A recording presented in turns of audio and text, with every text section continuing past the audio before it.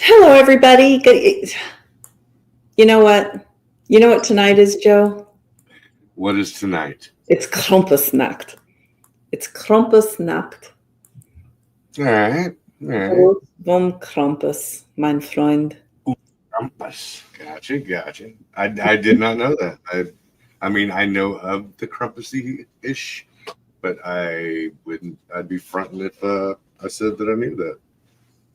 And I am, we have Krampus in our house. You know, a lot of people do Elf on the Shelf. Mm-hmm. And I think that Elf on the Shelf is super creepy. And we all know how I feel about the Fae and making deals with the Fae. And I 100% think Elf on the Shelf is a deal with the Fae. So I have Krampus in the corner. I was going to say Krampus on the bunkus. Well, the bumpuses. Sons of bitches, bumpuses. Krampus on the bunkus. So, yeah. And you know what? That reminds me, because we are now officially in the Christmas season. And it's time for me to do one of my shorts, because it's been forever since I've done one. And I need to do one on the tomte, right? The Scandinavian elves.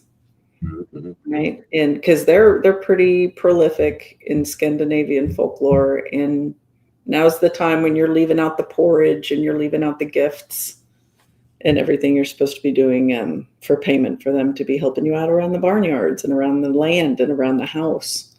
Right. So it's time for that.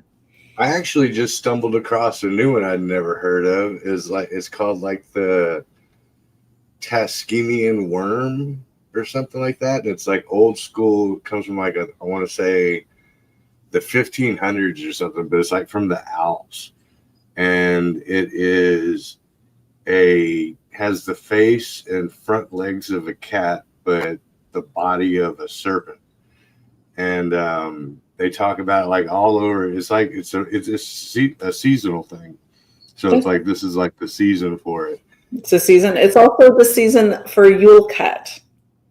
There you go. See, that probably lines in. And those of you who don't know, Yule Cat is like this massive cat that prowls the countryside of Scandinavia and eats the people that either didn't receive new clothes as a gift, or they're not wearing the new clothes they did receive as a gift. So don't bitch about the socks you got for Christmas. Right.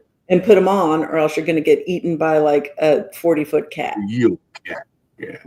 Yule Cat. But yes, so that one, they line it to one of the ideologies on it is that that's where certain cats, domesticated cats, have the slitted eyes, because like no big cats like lions. So if you think about lions and tigers and bears, oh my, descending into domesticated cats, they all have like round pupils. None of them have the slit eyes. So they're saying that the reptilian part of that, whatever it is the reason why they got the reptilian eyeballs. Okay. I just learned about it tonight. I was like flipping through shorts. It's interesting that there's, like worm stories and legends from different parts of the world, right? Because there's the Mongolian death worm. There's this weird ass cat worm hybrid thing you just found out about. There are giant worm folklore out of Britain, which is interesting. And those places, well, maybe not maybe not where you're talking about in Britain being so far apart, but the Mongolian death worm is pretty far separated from all the other places. Looky there. Thank you, Scott. You are so sweet. You're always so kind. Thank you. And he shows up for all of our shows. You are the best. I've got the best listeners. Thank you so much.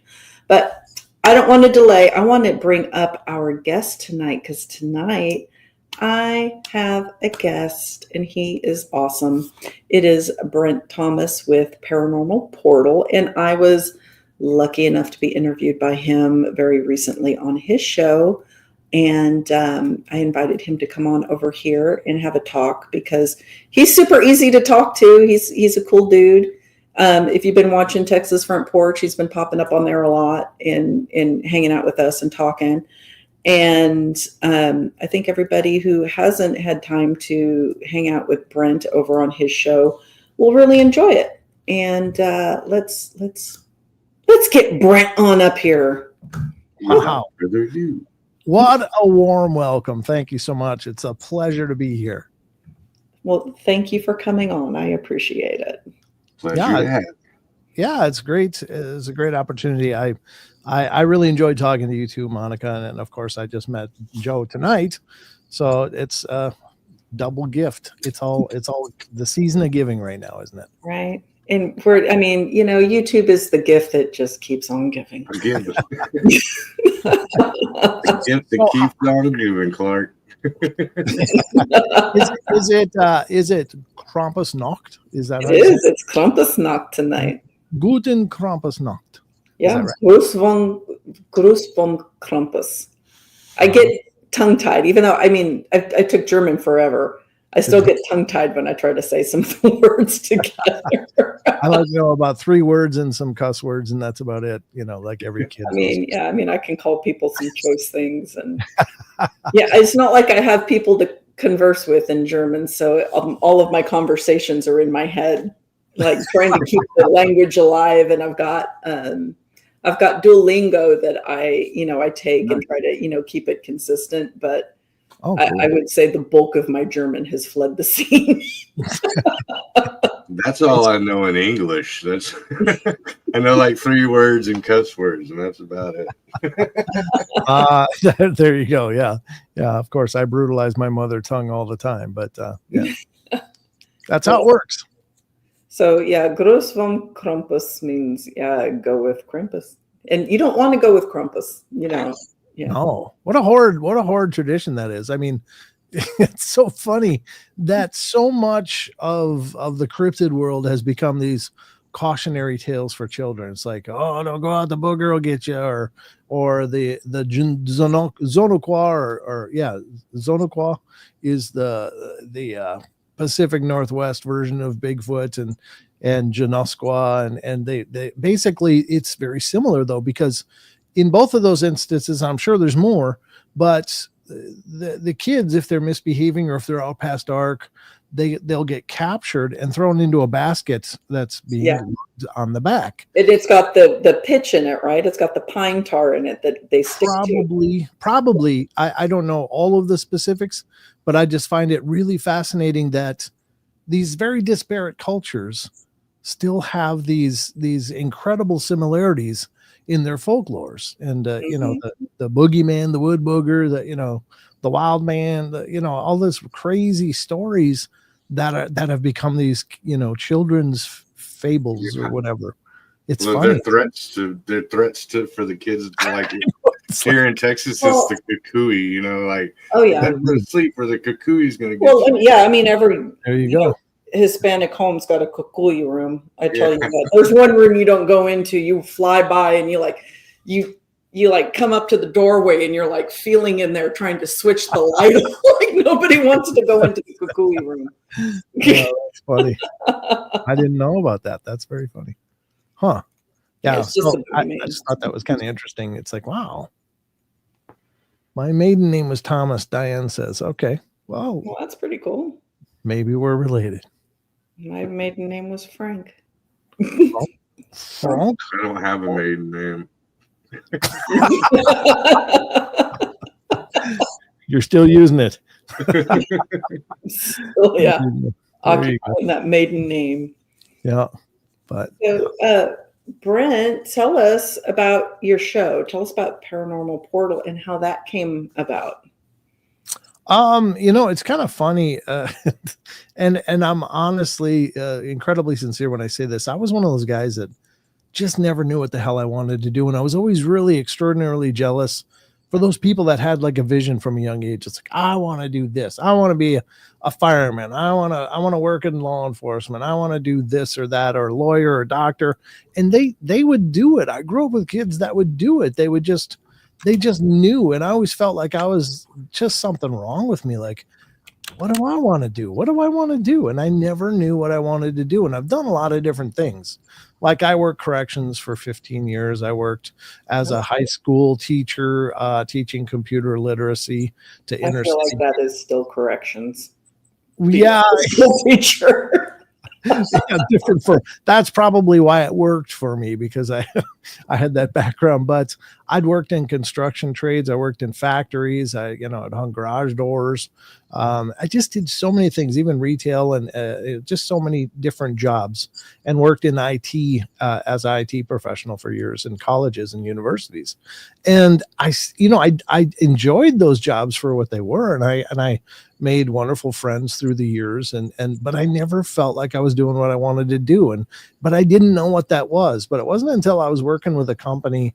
It was basically a survival company. And one of the guys that was contracted for back-end web development, like apps and things like that, he was, his name is Chris Geo, and he had founded Truth Frequency Radio. Well, I got to be friends with him, and we would talk. And one day it just occurred to me, I want to do a show. And it's funny because I was doing advertising at this time, and some web page development, but not back end development. But I would sit and listen in my cubicle to like Sasquatch Chronicles and Dark Waters and just so many different shows, just to get through the time, because I hated cubicle life. It just sucked. It just sucked the soul out of me. But those shows really got me through. And then it was just like, all of a sudden the light went on. Dang, that's what I want to do. So I said to Chris, I want to do a show. And as soon as I said those words, the name flew in my head. Like it was just waiting for me somewhere in the ethers. And it was Paranormal Portal. And I wanted it to do this and to do this, and this. He's like, well, cool, let's do it. And so he set me up with a slot on his show. And that's how I fell into it. It was really kind of accidental, but honestly, I thought, well, I can do a paranormal show because like I've been into this stuff forever. I've always liked ghosts and the unknown and the strange and unusual and the cryptozoology, and all of that stuff was just fascinating to me. So I could do a show. And I was all set up. My first show, it was a Friday night. It was a 2-hour show. I started out doing 2-hour shows, believe it or not. Ow. Which was as a solo host. And I had like 3 hours worth of material pulled up, and I was all set and all ready. And I was like, yeah, I can do this. And I'm doing it remotely from home. And I'm sitting at my table, in my dining room at that time, before I had an actual studio set up. And I'm sitting there with a laptop and a microphone, and I'm ready. And I'm looking at the back end, and it says off air, off air, off air. And then boom, on air came on. And all of a sudden, all the moisture left my mouth. And I panic read 3 hours of material in like 20 minutes and ran out. And then on a commercial break, the owner of the station, Chris, he called me because he was listening to my first show. He's like, how's it going? I'm like, man, I'm in trouble. I just burned through all my material. And he's like, well, do you want me to come on with you? I'm like, yeah, please. So he came on and walked me through the rest of it. But it was kind of a trial by fire.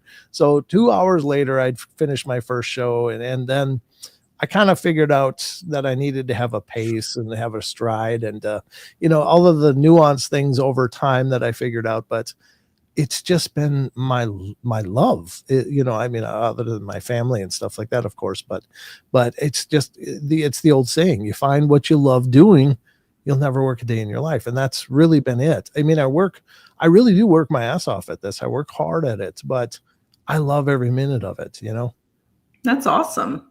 Yeah. And is this what you're doing now? Are you doing this full time? This is my life. Yep. Oh, that's so awesome. Good for you. Oh, thanks. Yeah, I've been, I know, I don't know if this sounds arrogant. I don't mean it that way, but I was fortunate enough. So as I started, it was just an internet radio show that I was doing Friday nights, and then I did Friday, Saturday, and then I ended up eventually adding Wednesday nights when I started doing YouTube. So I was just doing internet radio, which is audio only. Then I started simulcasting on YouTube as I did it in 2017. 2016, the show started. 2017, I branched out to YouTube doing simulcasts. And then 2019, doing my show. Now, I was doing one of my live shows. And it was really funny because this is how the podcast came to be, because I literally had never envisioned that.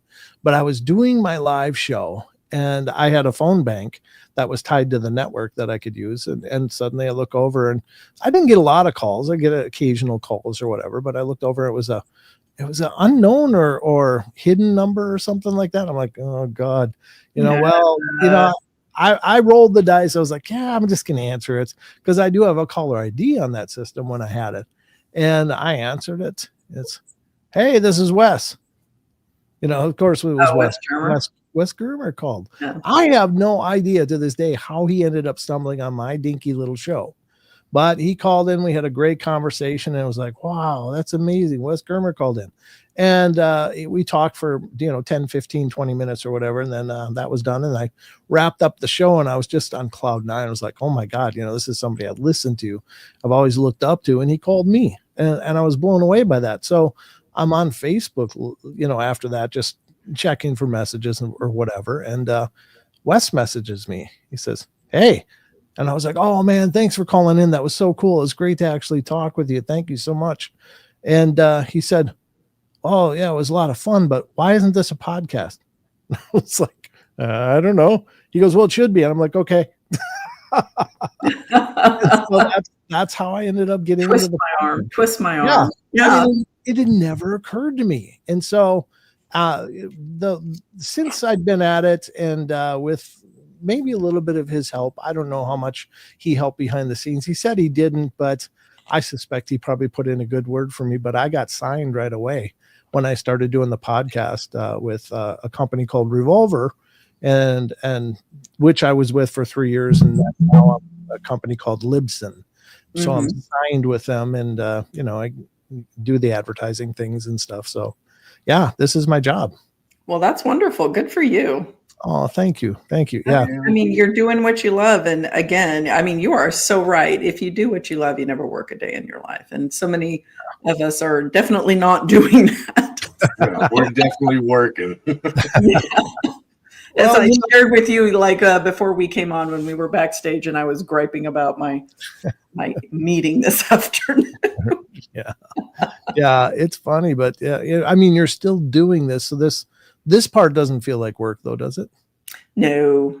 I mean, really, I just get on and, Joe and I talk and we just have fun. And that's all it is, I'm here to have fun and I'm here to share information that I have. And, Joe, I'm sure is the same way. We're just here to share information. And, the minute it's not fun, I'll stop because I'm not in it to be famous. I'm not in it to make a name for myself. I'm just here to share info and have a good time while I'm doing it. So. Absolutely. And you again, Joe, I just met you, so I haven't had an opportunity before now to talk with you, but I know with you, Monica, I mean, you got a really good presence and it's clear that you're very knowledgeable and you've got a great energy for this stuff too. So, I mean, it's really cool. Yeah. I do what I can. Don't we all? Yeah, I mean, it's, we're talking about on your show, I try to put people at ease and I'm glad that comes across. I've done some TV, I've done a lot of sizzle reels. I've done a lot in front of the camera where, I mean, not all of it was broadcast, but I've been in front of the camera. So I just have that, I guess I'm comfortable in it. And, also, I think that when you come at something with the attitude of if it works, it works. If it doesn't, oh, well, you're relaxed and your personality comes through. And I think Joe can agree. Joe's, he's been on stage. He's done a lot in front of a lot of people before. So, oh, cool. Yeah. If you're relaxed, it comes across. And, In my personal life, I always try to make people feel comfortable, and I always try to be the person that people are comfortable talking to. And I'm the office therapist. I'm the person that everybody comes to when they want to talk or they have something they just need to unload. I probably should have been a psychologist or something like that, or some sort of therapist, because I am definitely the person people come to just blah, which is fine. If I'm that person for you, then, and you need to let it out, then I'm glad that I was there when you needed that. That's cool. That's cool. And I think that's a good way to be too, especially if you're interviewing people, which you do and are doing. And, because I think a lot of these experiencers are left in a pretty crappy place, like they've seen this weird stuff. And I don't think it's all horrible, but it certainly changes your worldview in a hurry, for a lot of people. It's like, well, that's not supposed to happen, but it happened, but that's not supposed to happen. And it's a paradigm shift for people. But I think oftentimes they feel isolated and alone. Like, well, I can't go talk to my friends about this. They'll think I'm absolutely crazy. But I think now with the shows like yours and Tex and Rob's and so many others and my own, of course, that we, at least are giving a platform for people to share, and also just to sit back and listen, because, I still think, we probably don't even have 1%, through all the history of people telling their stories, of all of the experiences that people have had. But I think that by virtue of people listening to them, by listening to these shows, that can be cathartic as well, because they know they're not alone, and they hear people talk, and then they're maybe more empowered to go, well, that's kind of like what happened to me, except mine was a little different. Maybe I'll come on there and tell my story. And I think that is amazing, that this is, that these platforms are available for people. Oh, absolutely. I mean, I know that it definitely helped me open up. The more I heard about experiences, the more comfortable I got talking about mine, specifically the dog man. Like I was always comfortable talking about the ghost experience I've had, and all of that. But when you see like a werewolf, for lack of a better term, like something that's definitely not supposed to be there, and it's like staring you in the face. That's that's a reality check right there. Yeah, you tend to clam up if and you don't want to tell people about it for fear of sounding completely, nutsy cuckoo. Right. So, yeah. Joe's like, whatever. I told it anyway. I didn't care. Joe's like, I don't care. I'll tell anybody. We're going to talk. But talking about experiences, I wanted to hear about yours, because when I was on Brent's show, he just touched on, I've had a lot of things happen to me. Yeah, and I've had some experiences. I can come on your show and tell me about them, but he didn't really elaborate on what those were. So after hearing that you've been interested in this for so long, and you've lived in haunted houses, as I have, and I believe Joe has, Oh yeah. So I want to hear, your stories, and we can start wherever you want. We can do chronological. We can just jump into ghosts. We can go subject by subject, however you want to do it. But I am very curious to hear about your stories.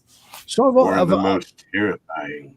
Yeah. The most terrifying. Well, the most terrifying one was definitely the first one that I can remember. And it was, and it's one I've told several times. So my apologies to anybody listening that's like, oh, I heard him talk about this 100 other times, because I do bring up this story a lot, but it's very real. It's very true. It really happened. And I thought I was going to die. I mean, it was, I felt like I was moments away from being absolutely eviscerated by something.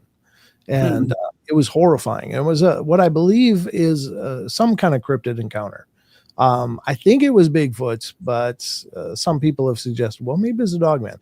Now, here's the thing. I didn't see it, because I didn't dare look, but it was right behind me and growling. So the story is I lived, I'm from Minnesota originally, and lived and was raised, born and raised, lived almost all of my adult life there until about 10 years ago when we moved up here to the north of Idaho.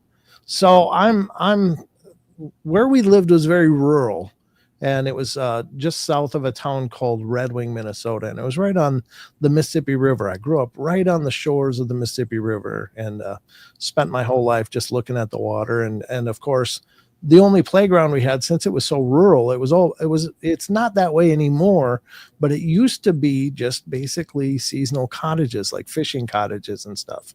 And then, of course, the realtors got a hold of it, and now it's all this multi-million-dollar development, estates and stuff there. But it's still very beautiful and rugged down there.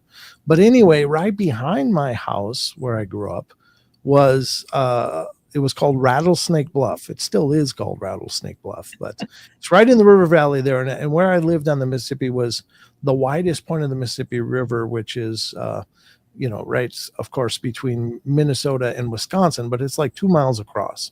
It's where the river basin opens up for several miles, probably like 20 or 30 miles, and then closes up back to a river, and it's called Lake Pepin.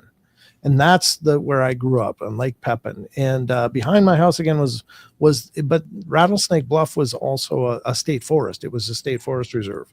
So, I mean, it was literally the water in front of me and this small bluff behind us that was all forests, and it wasn't hunted. It wasn't anything. They did open it up to logging more into my later years, but unfortunately, which is sad because these are pristine, beautiful woods. But at any rate, what we used to do, we didn't really have a playground. There was only one kid that would come down every once in a while and visit his uncle that also lived down there all the time. And he and I became fast friends, and because it was the only friend that was in my neighborhood. So we would just go hang out on the bluff, hang out up in the hill in the forest, and bum around. And it was what we did. That was my playground. That was my jungle gym and all of that. So we would just go hike up on the bluff. And I was about 14 years old at this time. And my whole childhood had been running through these woods, and never felt uncomfortable, never felt anything out of sorts. That was just where we played. It was just part of my home. And we hiked up one summer when I was 14, my friend was 15. And we hiked up on the bluff, and we'd do things like roll boulders down the hill and just see what would smash, and, just really obviously stupid kid stuff, but that's what we did. And so we went up on the hill that day, and we were just bumming around, and then it was getting later. And of course, this is rural. There's no street lights or anything like that. So it was starting to get later in the day, and we're like, God, we better work our way down. We got to get back before it gets dark, because we didn't want to get trapped up in the hill in the dark, because you'd break your neck. I've had to come off that hill in pitch blackness before, and it's terrifying. You got to feel your way, and it sucked. But anyway, we're coming back down this hill, and we're walking down we're coming down this, it's like a ravine, like a dry stream bed. And it's through thousands of years of spring melt offs have just carved the limestone into this kind of like small canyon. And no water is running, but it's like walking through a dry creek bed. So we're working our way down, and we're kind of got to a point where we're kind of surveying the path ahead and taking a break, because it's a little bit rugged. It wasn't like horribly strenuous, but we're just lazy kids. So we took a break. We're standing there looking at the rocks in front of us, like, which way do we want to go down here? And suddenly, now these woods are not like deep and dark and you can't see anywhere. These are old woods. You could see for, yards in every direction. They're very open and stuff. So it wasn't like, it was obvious something could sneak up on us. It was just like, there was nothing around us. There was no sound, nothing. We're just stopped, and suddenly right behind us, like maybe within 20 feet, and maybe it was further, but it just felt like it was right behind us. But it was also bigger than us, like taller. I'm a 14-year-old kid, probably, 5'5", 5'6" at this time in my life. And whatever this is, it just growled. And it was the most menacing, horrifying sound I'd ever heard in my life. Now, I grew up in this area, and the biggest thing we had was white-tailed deer. And other than that, there was fox, maybe the occasional coyote. Of course, there was the neighborhood had dogs around, but none up on this hill. But whatever was making this sound was so big, and it was this deep rumbling growl, and it was so powerful that it vibrated my body. And Yeah. I was absolutely horrified because I had no concept of what this could be. Like I didn't have anything to do with it. I didn't know what to do with this sound. This is just way too big, way too ferocious. It's right behind me, and I thought it was the sound that I was hearing right before I died. It was just that intense. Now, a lot of people in that situation say, I couldn't move. I couldn't move. I could not move. I could have moved. It's just I didn't dare. I didn't want to do anything to provoke my death. And I didn't want to look because I thought that would provoke it. And then also I didn't want to see what the thing that was going to kill me looked like. I just didn't want that to be the last thing I saw. So we're frozen there, both of us. And we didn't exchange a word. We just both froze. And we're standing there and it's just growling and growling. And finally I said to him, I said, what the hell is that? And he goes, I don't know, but we got to get the hell out of here. And we did the only thing we could do. Now, people say, well, don't run. You might trigger a prey response. But it's like, I'm a 14-year-old kid, and whatever this noise is enormous. And I'm absolutely convinced that it's going to kill us. So what do you have left? I mean, it's out of fight category. So all I had left was flight. And we did. We took off. We ran down this hill. And again, I always say how we didn't break our necks. I don't know, because by all measures, it was, kind of sketchy terrain, but we made it. And whatever it was didn't follow. But I carried that. And it killed the woods for me for a long time after that. Because suddenly there was something up there that I had no idea what it was. Nothing that should have been able to make that sound. Nothing anywhere that should have been able to make that sound. In fact, it was many years later when I heard a sound that kind of approximated it, and it brought it all back to me, because I had no idea what to do with this. Like I couldn't say, oh, well, that must have been this or that. It was just this strange, huge growl. And you just kind of put it out of your mind after a time. It's like, well, I can't solve this. So you just kind of move on as best you can. And it was when I was at the movie theater seeing the very first Jurassic Park movie. You remember that part when those kids are stranded in that car and the adults are in the car behind, and they're by the T-Rex paddock, and suddenly that T-Rex brings its head down. It's like, and it's staring right in the window. And it was the power of that with the theater subwoofers is like, and it brought it all back. And I was like, oh my God, and I still didn't know what to do with it, even at this point as an adult, a young adult.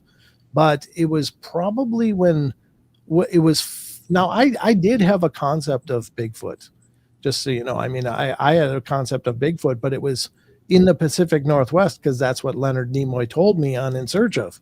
It wasn't everywhere like it is, and so it wasn't until the show Finding Bigfoot came on, and I really started getting really into that and getting interested in what they were saying. And for all the hits that people give Finding Bigfoot, the one thing that it really did, I don't think they were ever going to find Bigfoot. They just found sponsors, but they did, talk a lot about, things that are attributed to Bigfoot that I never even knew. And also the concept that these aren't just in the Pacific Northwest, they're everywhere.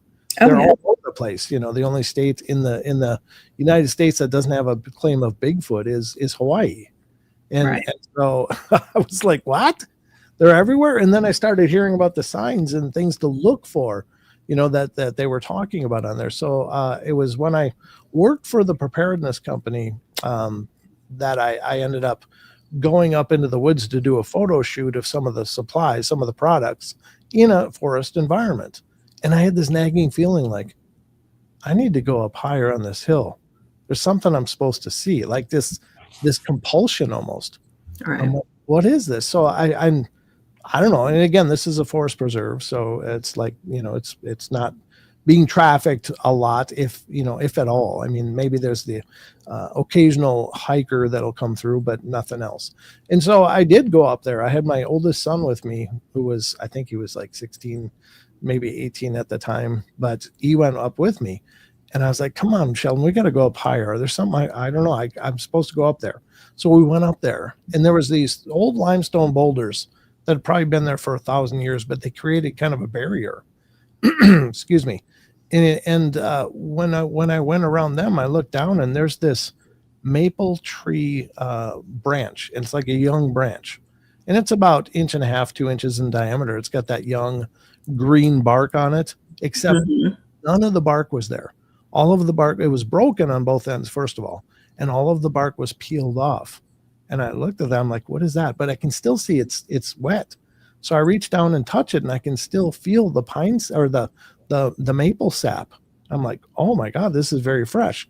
And then I look right over from where I'm standing around the back of the boulder, and there was a dugout shelter. It was like dug out into the ground, and it had these broken logs over the top of it. And then with I don't know if the leaves were placed there or if they just fallen there progressively over the years, but it was like a structure that I'd never seen before.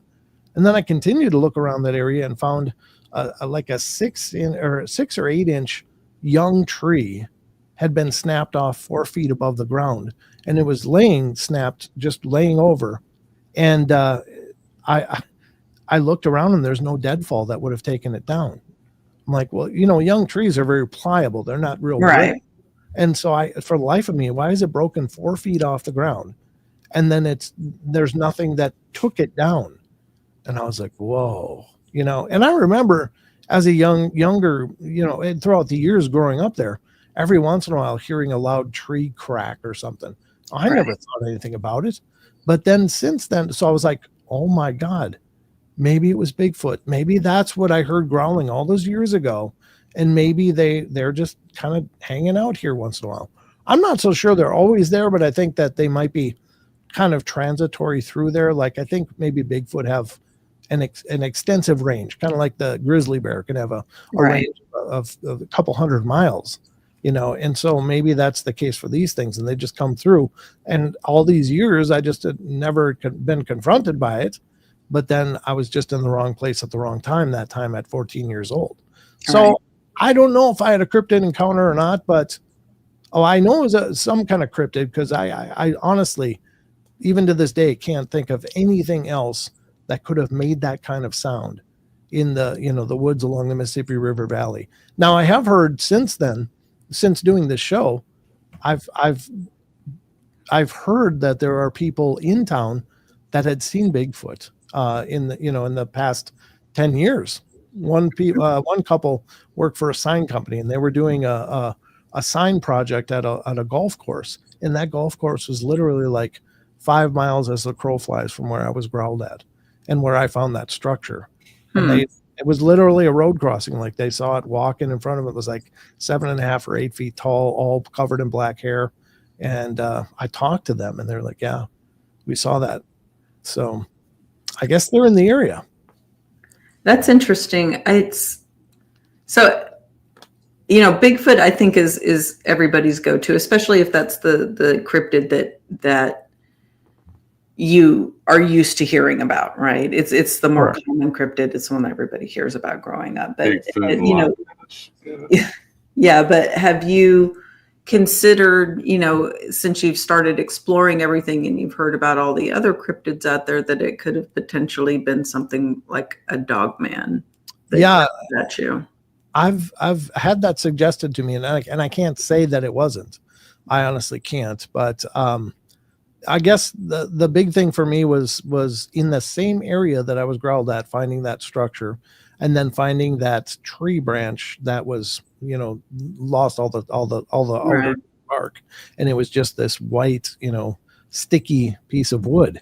And I was like, well, so when I think about it, if that's one and the same, and I can't say that it was or wasn't, but it seems that probably Dogman's not chewing on tree branches. Probably not, but you're just seeing more sign of Bigfoot, so it's leading right. I mean, and then also the sightings that I'd become familiar with, knowing that these professional people had seen them, and I was like, wow. So because when it comes to the little huts or the little burrows that they hang out. That's more, well, at least I always hear more associated with Bigfoot than I don't really ever hear stories about Dogman and their little campsites. You know what I mean? But Sure. Bigfoot, they have like those teepee structures of broken trees and right. And logs. I don't know that anybody's hanging around long enough to see what a dog is or isn't Right. like coming in and out of. I mean, you see something like that and you're like, I ain't hanging around. Yeah. I'd be like, I wonder which one of it is. Yeah. I mean, and to be fair, not that this is related to yours, but if you think about the Palmyra, Maine, right, incident where these things were coming across the field at the couple who were in the farmhouse, and it was basically like coming at the farmhouse that they were in.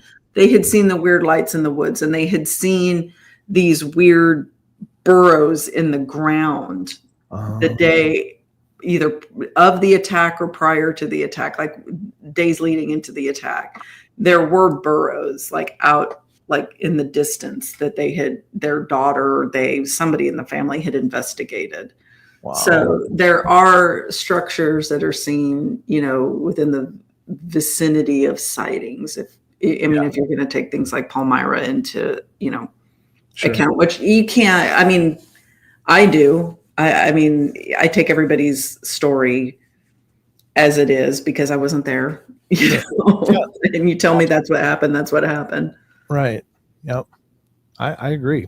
I mean, it just really blew me away to come to understand that this was not a Pacific Northwest thing. I mean, that probably for me was one of the biggest shockers. Like, wait a minute, these things are everywhere. Like they're literally all over the continental North America.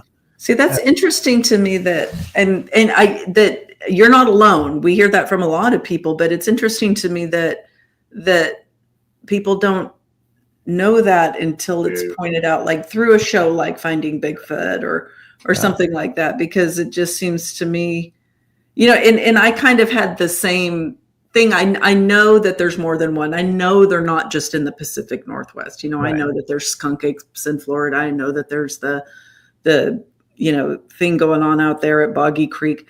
But when I had lived in East Texas, what got me into formal research, like with the group, was watching The Legend of Boggy Creek. And I'm like, I wonder if there's any sightings in East Texas. I don't know. I mean, it's not that I didn't know there weren't things out there, but I wasn't like thinking there's people out here investigating it, because this is all like this is when the internet was in its infancy. Sure. Yeah.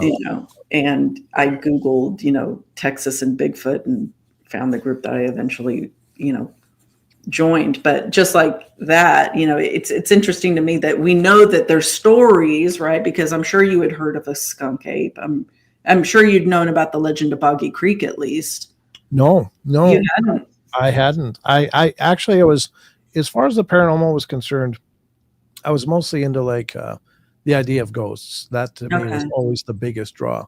And the growling was, I didn't know what to do with it. I had no point of reference. I had no idea how to classify that in my mind. So it was just this horrible event.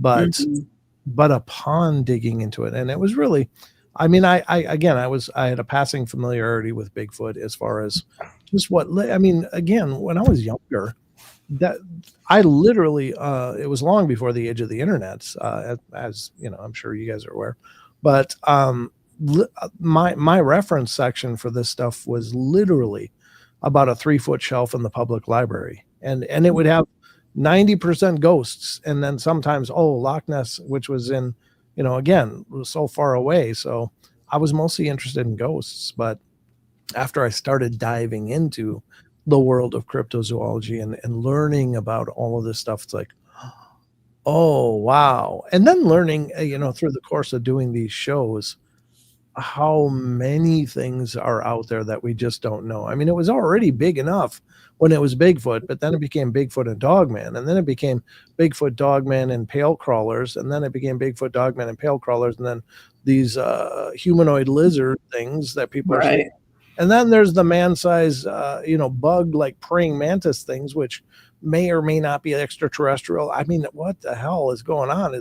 Suddenly we don't know anything. The Loveland Frogman and like how many things are out there? Goat Man. Yeah. Yeah. Bat Squatch, Mothman. It's like, oh my God, how did we miss all this stuff? It's never ending. Yeah. Like when I was in elementary ish, so with the Bigfoot thing, I just remember the main three, which all kind of like identified as the same type of thing, but that was the Bigfoot, the Boggy Creek, and the Yeti. So I went, snow Bigfoot, southern Bigfoot, and then we got northeastern or northwestern Bigfoot. But I always went, it's the same Bigfoot, they're just different Bigfoots. You know what I mean? Like, yeah. So yeah, that's how it always resonated with me. And same with Loch Ness. Then you had what was the other one? Champy. So I knew about those. So I'm like, so there's plesiosauruses or whatever they're called. Like, yeah, all right, far out. But it really kind of boggles your brain that there's all this stuff out there that we've somehow missed, and in our understanding of the world around us, but it continues to show itself, That's the weird part. So I agree. There is just so much out there that is interesting. And have you heard about the Portlock, Alaska story? I'm sure you have. Yeah, that's I've met Adam Davies, who's been up there, or Adam Davis. It's actually pronounced Davis, but looks like Davies. But Stephen Major had this group. I don't know if it's still going on now or not, but it's Extreme Expeditions Northwest LLC, and he did an expedition up to Portlock and to the up there to Porch Chatham and to see what was going on with that whole dilemma. And they were actually the first expedition to go up there, much before the Alaskan Killer Bigfoot series that claimed they were the first, which was not actually true. They weren't. I know they weren't. Yeah. As far as I know, the first maybe with the TV crew. Right. Yeah. But they did the search for the Port Chatham Hairy Man. And that was the documentary that they put out. I bought that documentary when it came out. Did you? Okay, yeah. Then Steven's actually a friend, but we've kind of lost touch lately. But yeah, I mean, they really went up there and looked, and they had some really weird experiences. A lot of things that didn't make the documentary because it was things that happened when they weren't ready, weren't filming, and it was like, oh my God, it's like a lot of strangeness happening up there. Yeah, I would love to spend at least a week. Would you around there? I would. Yeah. I don't know if I want to camp on land. I think I'd probably want to more offshore. Yeah. But I would like to get out there and investigate for sure. I guess it's double tough to find anybody that'll bring you there, even up there. Stephen was telling me they had to hunt and hunt and hunt, because as soon as they reached out to any of these chartering companies, we're not going over there. So many of them won't still go over there. Well, it's interesting. I mean, I have friends that live up in the area. Okay. I think that they could probably find me somebody if I was really determined to get up there. Yeah. I'm sure they could. Yeah. It was, I know back Beans up there, Larry Baxter. Yeah. He's a great guy. Yep. He's one of them. Yeah, I'm sure he could find you someone, but he was part of Steven's team as well. Yeah, when they did it. So yeah, I get my hats off to you, honestly, because I don't know if I'd be brave enough to do it. Nah, I'm good. Yeah, I'm not trying to end up a big. Well, like I said, I mean, I'm not looking to camp like in the middle of the spot where they were finding dismembered people, but I would like to. I'd go up there and poke around and see what's going on. Like, oh, sure. I'd retire to the boat. Not that makes any difference, because I've heard so many stories in Alaska specifically where these things swim out to the boats and try to crawl up on the boats. Oh, You know, so you're not safe on the boats either. But I mean, I don't know, false sense of security, I guess. Yeah, it's the degree of separation, but it's really not. Yeah. Well, but Monica, you're still down to go down to Nahini Valley, and I'm like, I'd totally go into Nahini Valley. There's no way you couldn't drag me out of it. I know that name. Why do I know that? It's name? the Valley of the Headless Men. Headless Men in Canada. Oh yeah, okay. Valley of the Mist. Oh. Yeah. I'm good with ghost investigating anywhere. I'm fine with that, but it's probably haunted too. I mean, there's a lot of headless people they find in there. I can't imagine they're at rest. They must be unrested. I'm still not going. Yeah, I mean, I wouldn't be opposed to something like that, but it's just with ghost stuff, I feel like I understand it to a degree, as much as anybody can understand it. Like I can't say, oh, I know all about ghosts. I don't at all. And I don't mean to imply that, but generally speaking, the spiritual stuff, and maybe there's something backwards in my head about it, but it's, even though I've been through a lot of haunting stuff, I swear to you, my hand to God, even though it's been some pretty intense experiences, I've never been scared. And I don't know if there's a misfire in me or what that is. And I'm not trying to beat my own chest, believe me. And I'm also not trying to challenge the universe and then something's going to show up and prove me wrong. But I don't know. It's to me, that is exciting, because I think what we can stand to gain potentially, and maybe it's a pipe dream, but if we were able to effectively communicate with somebody that was, or something that was existing in that plane, and how fascinating that would be. What could they tell us? And I think it's amazing, because they obviously are aware of us and they're experiencing our reality, but we're not usually experiencing them unless they come and let us know. So what is the mechanics of their reality? Right. That's interesting. Well, there is actually that one, I forget which case it was, but it's like the only case in history where the ghost or whatever actually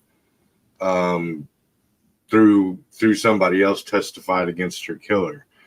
I forget. I think the Y-Files did one on it, but it was back, I want to say, in the late 1800s, and a young lady was unalived, and the ghost actually came through and was like, hey, this is what went down. And then the investigators went back and opened the case and looked through all the evidence, and it turned out that it was. And it's like supposedly the only case ever done that where the ghost was the witness to their own unaliving. Yeah. Wow. I forgot what that was. I have to double back on it. I have to go back. Y-Files are so big. Well, it wasn't just on there. I heard about it before. It sounds familiar. In my nugget, in my nugget, I lump it up with like the Bell Witch era and location. Okay. Wow. But yeah. See, but that's like where you. Yeah, go ahead. That's happened, but it's interesting that Brent, you've never been scared. Like, no, and I've seen some pretty incredible things. All truth be told, but I've always been excited. Just recently, I was scratched for the first time ever. Sitting here in the studio, I got a bunch of scratches on my neck, and because this house is pretty active too. And I think I pissed off one of the residents, and they let me know. And honest to God, when it happened, I felt ice cold on my side as I was sitting here. I just got done doing 2 interviews. I was talking to Tommy Collum of Let's Get Freaky podcast, because he was one of the people I interviewed, and and I feel something on my neck right now. That's funny, like a sharp little poke. But he and I were talking about weird stuff that we've experienced just after we were done recording. And I was like, oh, this house, let me tell you, this has been a pretty active house. And he's like, oh, really? And I was like, yeah. And we've had a lot of weird stuff happen here. Well, I'm going to go into the whole story just to tell you how this all developed. because I think telling the history and probably end up, if it's around, going to piss it off again, but it's true. I mean, it's what happened here. But I was talking to him about the weird stuff that's happened, some of the really strange stuff, like TVs changing channels and things like that have never happened, and lights that don't work or outlets that don't work. And then when I have someone come and test them, they're fine. And, lots of weird, freaky stuff. My little boy, he's 10 now, or no, he's 9 now, but when he was 1 and he was verbal, he was never afraid of anything. He would just walk into a dark room, whatever. Well, one day he walked into this room, which used to be our bedroom, and he walked in all by himself. I was just sitting in the next room, which is the living room. And all of a sudden his eyes are like saucers. And he runs out, monster, monster, monster. And instantly I was like, oh no. But then I caught myself. It's because I was like, oh, I always tell people, listen to your kids. Heck yeah. Yeah. Kids and animals. Yeah, kids and animals. So I was like, what did you see? Monster. But he wasn't prolific with his vocabulary, so he couldn't tell me what he saw. And it took me a couple of weeks to find out what he saw, because I'll get into that in a second. But I was like, oh, is there a monster in there? He goes, yeah. I said, do you want me to go in there with you? Yeah. And so I held his hand and we came in here together and we just looked around and I said, do you see him now? No. And I said, well, monsters, you can't be in here when he's in here. You can't scare my little boy. So that's not okay. And then he was happy and that was fine. So I assuaged his fears or whatever. But, there's just so many different things, cupboard doors opening, things getting knocked over in the kitchen that have no explanation and whatever. And I've always found that interesting, but it was kind of creepy in some cases, but never really horrible. And I was doing my podcast, but I ended up befriending the neighbor lady who was elderly, but her adult daughter lived in Portland, but she was visiting and I knew she was a practicing witch. And I was like, hey, do you want to come on the show and talk about that? I think that'd be really fascinating. And so, yeah, she came over here. She grew up in the house next door and she sat in the chair right next to me. She's like, so how do you like living here? I was like, well, I said, we love town and stuff. Yeah. She said, well, how do you like the house? And I'm like, well, it's an interesting place. I said, there's some weird stuff happening here, but, I said, it's pretty wonderful. Otherwise, she goes, well, you know what happened here, don't you? I was like, no. Do I want to know? Do tell.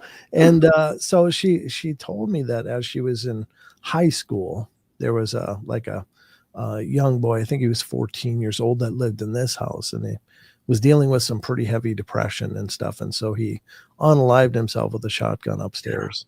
Oh no. And it really did help me though, because I was able to look at all of this different activity from a place of compassion, because sure. Yeah. This is a young boy who's a tortured soul, and he's probably in that state. And so it was able to change the nature of it a lot for me. Because of course you're cautious when things happen. It's like, what am I dealing with? I don't really know. It doesn't feel horrible, but I know it's making my wife really uncomfortable. So, sure. And it's scaring my kids sometimes. So, I was nervous about that, but after I found that out, I was able to address it from a more compassionate place and lay the law down, just like, hey, if you need to be here, that's fine, but there's no more of this stuff going on. You can't be scaring people. You can't be doing this. If you're here in peace and love and you want to exist harmoniously with us, that's fine. But if you don't, I'm going to get you out of this house. Yeah. And after that, it became much more peaceful. But I told Tommy this story, and suddenly I had this ice cold chill next to me. It's like, oh, I feel something really cold. Well, then I started to, as I was talking with him a little bit, and then I got done and I started to feel a warm on my neck, like a warmth. Mm-hmm. Like, what's that? So I reached up, and just because it was just so localized, and I felt a welt going from the back of my neck all the way over to my jawbone. I'm like, what is that? What is that? And so I went and talked to my wife. I'm like, hey, what's going on with my neck? And she goes, oh, it looks like you're scratched. And then she goes, oh, and then she pulls down my collar, and I've got crossed X's and stuff all the way down my neck. And I obviously it didn't hurt. Like they were welty enough that I would have felt them when they happened, but I didn't. And I was like, oh my God. And so I said, take a picture. Well, she took a picture. You want to see it? Yeah. Okay. Let me pull this up because this is just literally weeks ago. Let me do this. Not open image. Come on. I don't want to open the image. I want to open the page. I got to open this up. So I'm sorry. I wasn't really. I think that it's so good that you address whatever is in the house directly, because I don't know if a lot of people do that. They just get scared and they don't necessarily address it because I mean, my house is haunted too. And cool. It's pretty peaceful. Like I'm not scared. I've never been scared except the one time I had something. And, everybody who's listened to the show for any time knows the story. But there was something circling my house one night. And I think it was just a transient spirit. I don't know what drew it to the house.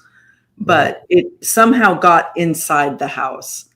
And it spooked my son while it was circling the house. But then when it came in the house, it scared me. And I went, like, once the initial shock wore off, because I was scared initially.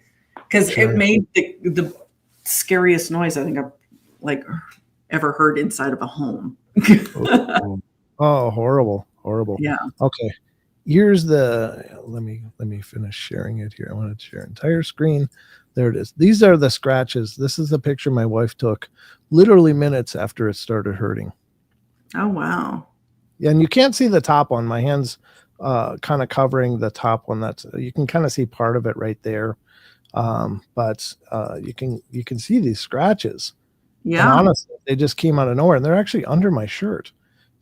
And I was like, "What?" Now the first question was, "Do you have a cat?" And I was like, "Yes, I have cats. I have 2 cats, just for the record. But if they did this to me, I wouldn't have 2 cats. I'm just gonna say that. I love my animals dearly, but if they started doing this, they wouldn't be my animals anymore." So that was what was on my neck suddenly. And then after this, they started to burn. And they felt like little mini rope burns is the best I can say. Like little mini rope burns. But they didn't feel like anything other than just warm. And then these shapes kind of emerged. And some people have said, well, is it Roman numerals? Is it this or that? And I don't pretend to know. It does look like there's, 1, 2, 3. And then there's another one here, but this one, 1, 2, and maybe this one is the third for that group. I think there's probably 9 scratches total. But I don't know. It's the first time it's ever happened, but that happened here in this house. So, yeah. It's scary. Well, I mean, I hate to use the word scary, but it's concerning when it's a physical attack, right? Right. Well, honest to God, and this is, I'm such an idiot, and I'm only being honest. So again, I'm not trying to pat myself on the back here, but I started laughing after I knew what it was. I started laughing. I was like, "Oh wow! So that's what a scratch feels like." Okay, it was more. I don't know. Again, I don't know why that stuff doesn't freak me out, but it just honestly doesn't. And well, I mean, it's how you really feel, I guess, in the moment. I feel like you know the intent, like deep down, like if it's you know the vibe, I guess, is what I'm trying to say. That's what I felt like. I thought that it was kind of like retribution, like, "Hey, you're talking about me," and it felt more like a tantrum reaction, But I always try to talk about it very compassionately because my heart does break that somebody was at that point that was the only solution they could find. It was like, oh, it's a heartbreaker. And I've lost someone dear to me from them taking their own life. And so it was very, very personal as well. But yeah, I think that's what it was. It just, was a lashing out. So, yeah, it was a little mini Freddy Krueger glove. Is that attached to your jacket? Yeah. Yeah, we don't have any heaters in this room, so I have to wear my jacket. Fair enough. That'll do it. Yep. Yeah, so I mean that's the one time I've been scratched. Now I've woken up with scratches before, but I can't honestly say they were paranormal. It's like I don't know if I caught myself on something as I was tossing and turning, or even hit myself with my own nail accidentally, or my toenails if they're on my legs. So it's possible that some of them were, but I just never knew it. But this time I know exactly when it started, and I felt every bit of it.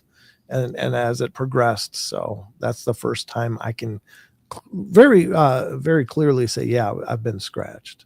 So I would say, yeah, you've been scratched. I've been scratched. So you have a question in the chat. Okay. So Grandizer is asking, was there something that happened in your house or on the grounds that could have led to that boy taking the actions that he did?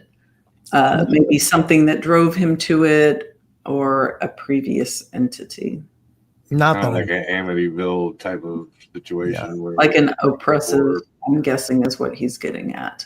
could have been I mean, it could have been anything. I don't know anything about the boy's story other than that. And she didn't really know him. The neighbor lady didn't really know him. Like, they weren't close or anything. They were just acquaintances. Like, oh yeah, that's the kid that lives next door.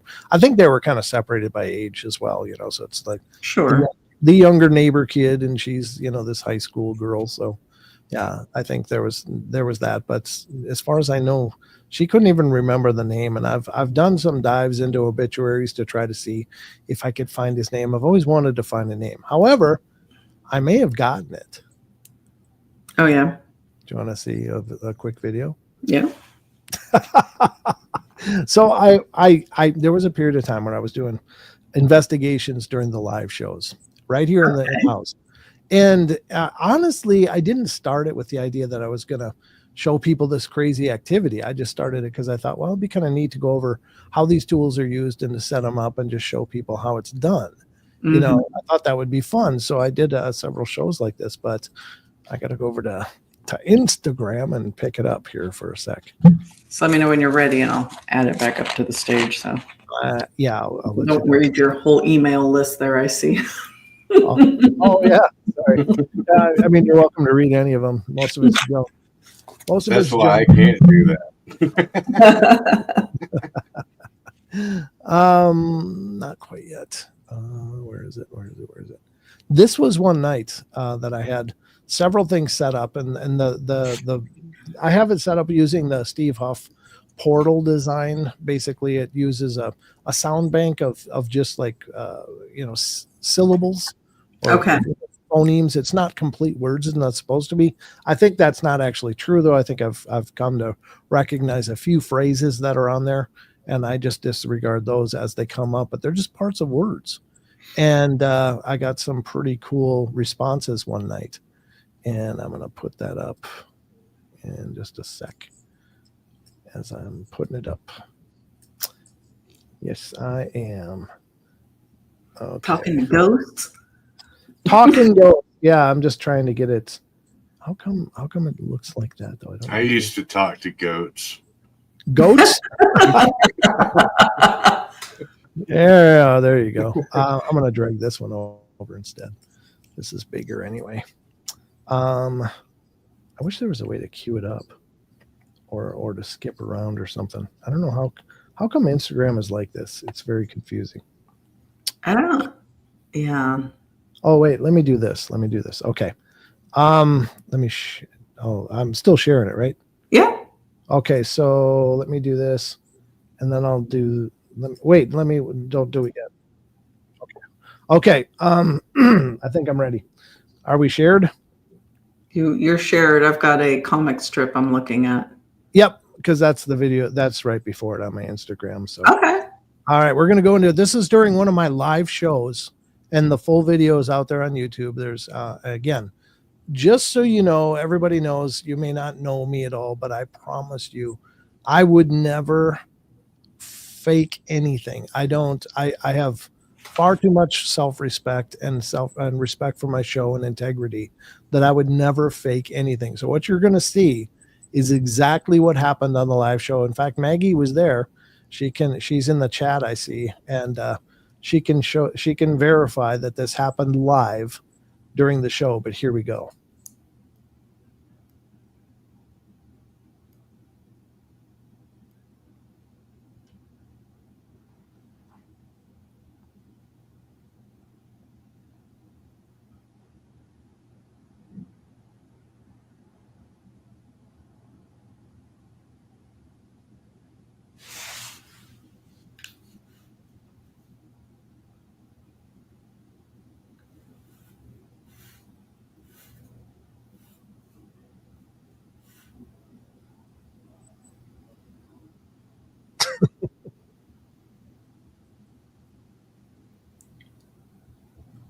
There you go. We didn't hear anything. I didn't hear anything. You didn't hear anything? Mm-mm. No sound. Yeah. Oh, why? There's some really cool flashing lights, though. Well, so I almost started raving. I wonder why there's no sound. I've never had a problem playing. I don't know. Do you want me to try it again? Yeah, we can try it again. I don't know if it's coming through your headset, maybe, and not. No, it's. I mean, I've done this several times on the shows. Know why? Okay. Yeah, I don't know either. That's unusual. That's kind of, yeah. I'm looking at my settings to make sure I don't have anything weird turned on, but I don't. So maybe it's just a little mute part on the Instagram where the speaker. Yeah, I mean, I could hear it here. It's not muted on Instagram. Then, oh, no clue. Can you hear anything now? I'm just playing the sound file right now. I hear you. That's weird. I wonder if I think I have it on TikTok too. Let me check that. I got a TikTok as well. Sorry, I don't mean to keep you all waiting. No, but it was really spectacular. I mean, I was just like, wow. Let me see if I can get this. Funnel everybody over to all your social media channels. So go check out Brent's Instagram where you can watch that. He's got it up there, I'm sure. Yeah, it's up there. It's on the list of things. Is it on a playlist that people can go to on your Instagram or on your TikTok? It's just, I don't have playlists set up, so it's just but it's in the top, third of the page. I don't have a ton of stuff over there. So, or when you're doing the present, are you doing just the share screen or the video file? Oh, maybe can you hear that? Yeah. Okay, so that's working. That wasn't my intention, of course. I got to figure out how to get to my freaking profile on TikTok here. That's really interesting. Let me just click. I don't know why. Where the hell's my freaking profile? I got TikTok open here, but I just don't remember how to open actually. Oh, here we go. Let me get this kind of queued up. There it is. Yeah, the same video is over here. So let me just pull this up. So this is this time you guys should be able to hear it. I apologize if it's a little loud. I'll try to adjust it. Let me get you back on screen so we can see. Okay, here we go. It's this video. Oops.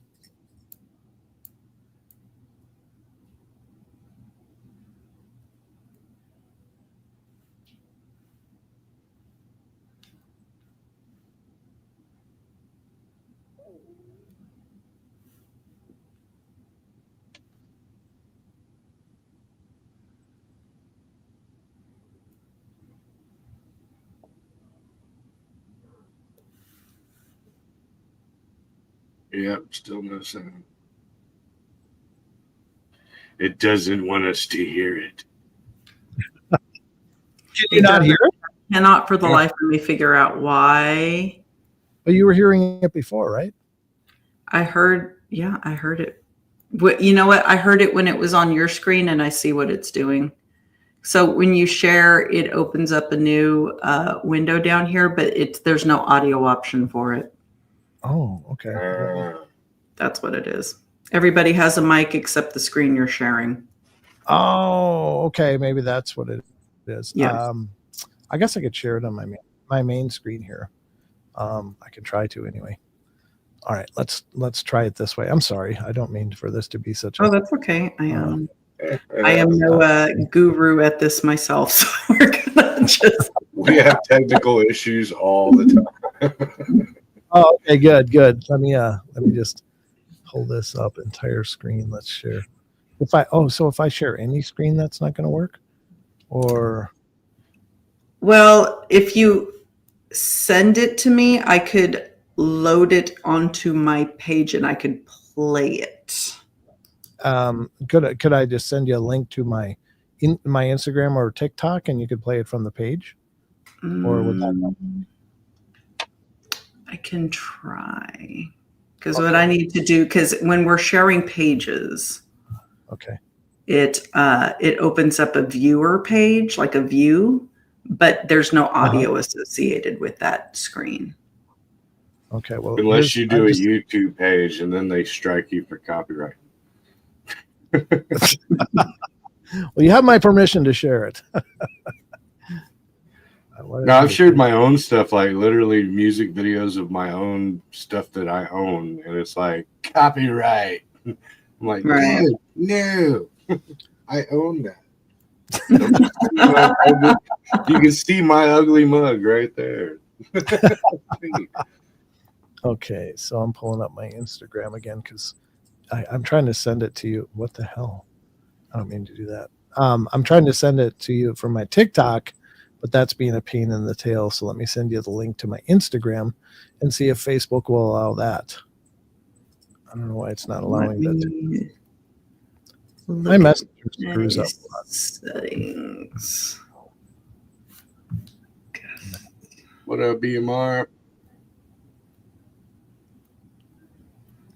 It's a great file. I mean, it's with the audio stuff as well. I mean, the visual.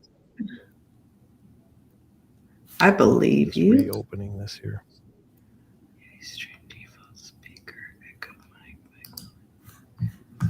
Sorry, I am. There it goes. Okay, my Instagram feed is or my Instagram link is sent, and it's literally 1, 2, 3, 4, 5 down on the left column. Okay. I hope this works. Get over there and see what I can do here. Har, Michigan Rob. Arr. Har, you scurvy landlubbers. Okay. I'm not sure how I'm going to do this. Okay.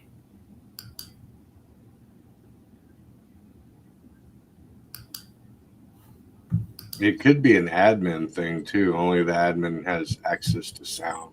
Who knows? Yeah. Can you guys hear this? Nothing. Or nada. Nope. Okay. It's because it's on a separate page. Okay. Well, at least we tried. If it's out there. I promise I'll figure it out one day, and then I'll have you back on and we'll share this audio. But you know what? That's a good driver for people to go to your Instagram page. Right. Yeah. Or throw the link in the comments. Yeah, we'll throw the link in the chat to that. Yeah, there you go.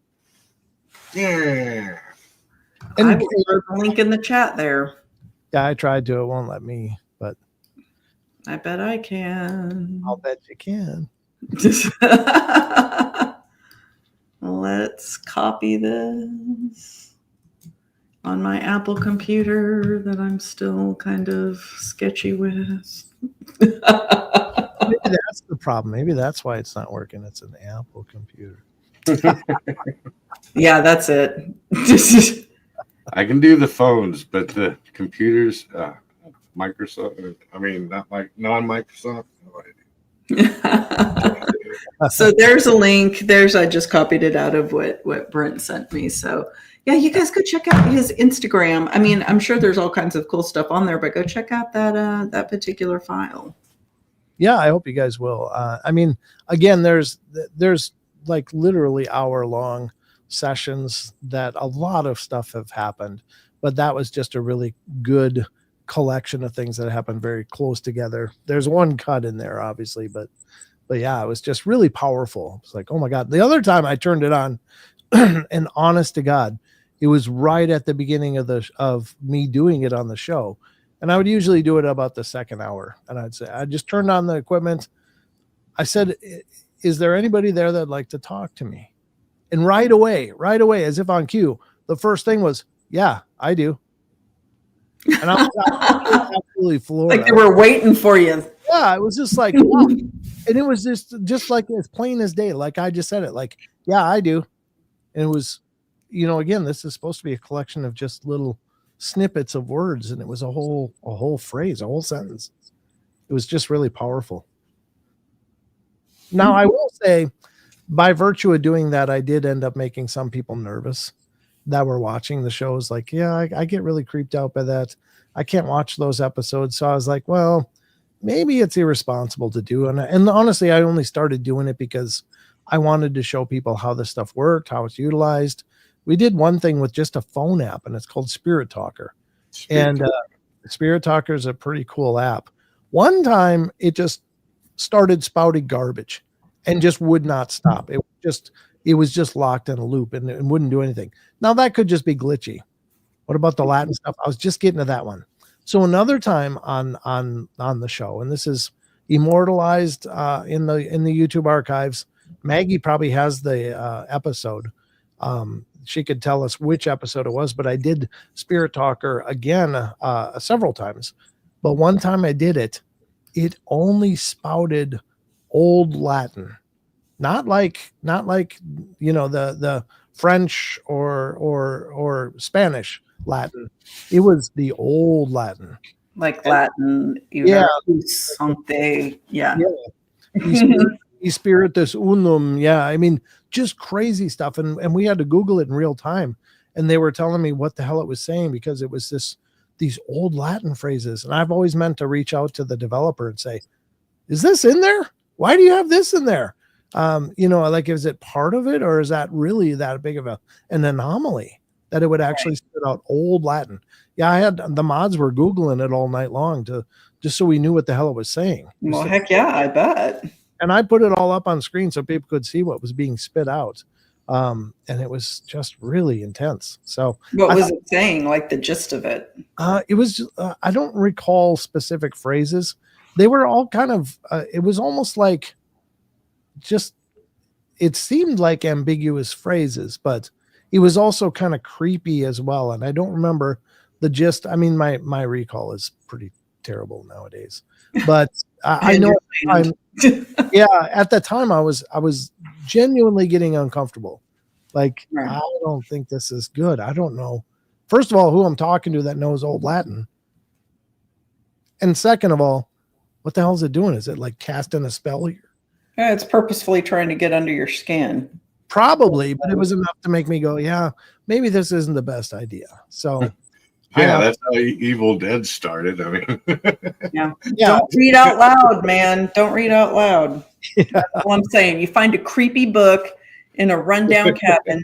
Don't read it out loud. Keep it up here. Yeah. You don't want a hillbilly torture clan like coming out of the ground, out of the cubicles for you. Oh, yeah. Don't pick up the trinkets and don't read out of the book. You can lose an arm that way. After replace it with a chainsaw. Groovy. Good. That's a brutal movie. Those are two separate movies. Yeah. Well, you might as well combine them. That makes better. Well, they're kind of, they're floating around each other.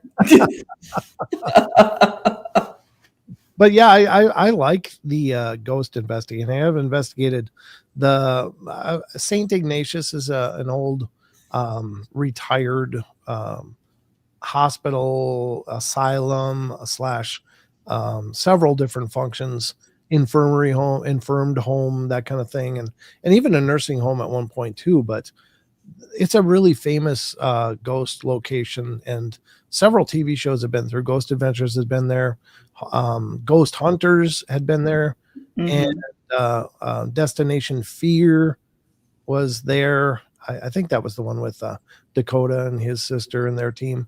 They came through, and they really it was funny because when you talk to the people there, they were like, yeah, they basically said Ghost Adventures isn't welcome back. So why was he being aggressive with the ghost? Was he just being was he showboating maybe a little? Yeah, apparently, and not actually even showing up for most of it, apparently. So yeah, I mean, actually baptized at St. Ignatius, not the St. Ignatius, but St. Ignatius. Oh, yeah. Well, that's South funny. Osmond. No, I'll tell you. Dude, you said that, I was like, oh yeah, I remember that. I'll tell you that, you know, I think there's some merit to the fact that the more popular places, I think it's harder to elicit the behavior or the activity. But while we were investigating St. Ignatius over 2 nights, we were there. We were staying at a Airbnb that was haunted, and I'm here to tell you, we got a lot more activity at the Airbnb than we did at St. Ignatius, which is this famous location for people to investigate. And I think there's something to do with the fact that activity, the more traffic that comes through, and I don't think that the spirits have necessarily gone anywhere, but I think their willingness to communicate probably wanes. And they're just like, oh God, here comes another group. Here comes another group. And they're just not as likely to engage. And I always liken it to, you know, imagine you're sitting in your living room watching your favorite show or something, or just a show, and you're relaxing, unwinding after your day. And a group of, 5, 8, 10 people come in and start telling you to change the channel, turn off that light, turn it on, move the couch. Can you, poke me? Can you do any of this stuff? I mean, it would just be like, get the hell out, get out of here, Leave me alone. Yeah. I mean, if someone came in and said, yeah, you should drag a vacuum through here. It's like, yeah, no, get the hell out of the house. Maybe right? You should drag a vacuum through here. Yeah, exactly. Exactly. But the unexplored place, which was this Airbnb, was just incredible. Had some incredible stuff happen there. My REM pod wouldn't stop screaming. Not stop screaming. I thought it was broken. It happened only one other time that I've had it, and that was in the Uinta Basin when I was investigating near Skinwalker Ranch, and it would not stop. It was just screaming the entire time. So I ended up shutting it off, but we had a great investigation. But I also have one of those yes/no pyramids. It has got the red and the green light, and one side of that, in this case, it was the no side, just kept lighting up, and it wouldn't stop and beeping and stuff. I'm like, well, can you light up the other light? Didn't matter, just only that one side. So that, and this is it's not EM at this point. That's a proximity detector on there, and some kind of motion proximity detector. And it was only one side of it just kept going off. So I was like, huh. So I turned it off and on, same thing, off, on, same thing. And I was like, well, I wonder what happened if I flipped it around. So I rotated it, and then it was the other side that was facing that way and just went off and off and off. So something was happening in the direction from the island to the kitchen counter where the sink was, that just was just firing that thing off. So I was like, well, there's something going on here. Maybe it's a vortex, maybe it's something else. But I was like, well, let me move it out to the living room. Well, Charles, my co-investigator, was there, and I moved it out there and put my camera on it, started asking questions, and was getting some really intelligent responses. Yes, no, to my questions. And Charles went and got his structured light camera, the one that shows the stick figures. Mm-hmm.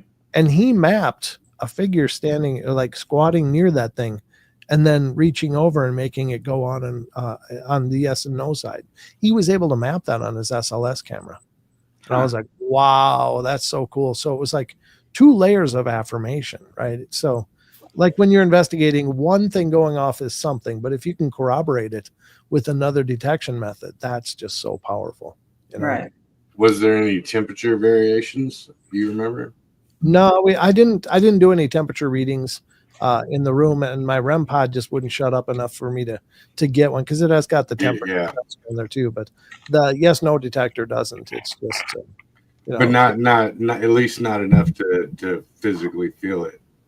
No, nothing like that. No. It was about a few weeks before Halloween, and so it's that season again. Pretty cool. Yeah. Well, we're coming up on the even thinner veil season. You know that, right? Yes. Some people think it peaks at Halloween, but other people It's say not. It's cool. thinner at winter solstice. Yeah. Longest night. Yeah. When is that, by the way, this year? Don't make me lie. Sometime between the 21st and the 23rd. Oh, okay. So the 22nd. Well, I don't know. It's in that window. Sometimes they're between the 21st and 23rd. 22nd. Got it. No, but it's not just one night. It's a series of nights, but it's not always on the same day. Yeah. Just move around. But yeah, that's pretty cool. Now, what are your thoughts on that? I'm just curious about the whole thinning of the veil stuff. Do you believe that that's right? Yeah, I do. I mean, I don't know what causes it, but I do think that it's a thing. Yeah. And I do, when we talk about veils, right? I just think that it's again, with my layered dimensions or however you want to call it. But I do think that we're layered or stacked or, vertically, horizontal, however you want to think of it. And I just think that there are, for whatever reason, certain times where things are aligned right, where it's easier for something to come through. Mm-hmm. I think that the Fae have the ability to just pop in and out between them, mm-hmm. And that's why when people are pulled into the Fae realm, time is different because you're no longer on this plane, you're in a different one. Yeah. And I think that spirits are the same way. I think that when you cross over, when you leave this realm, your consciousness is in another dimension, essentially. Yeah. And another door opens up and you're on that side of it. And maybe, I don't know, maybe it's thin enough to where you can still kind of interact with them here. Maybe it's easier certain times of year when the veil is thinner than others. And I mean, I have no idea why. I just, you see a pattern and you run with it. Yeah, no, I personally think it is a big frequency thing that it has to do. I mean, because if you really break it down and look at it, it's not just in any one belief or on any one continent.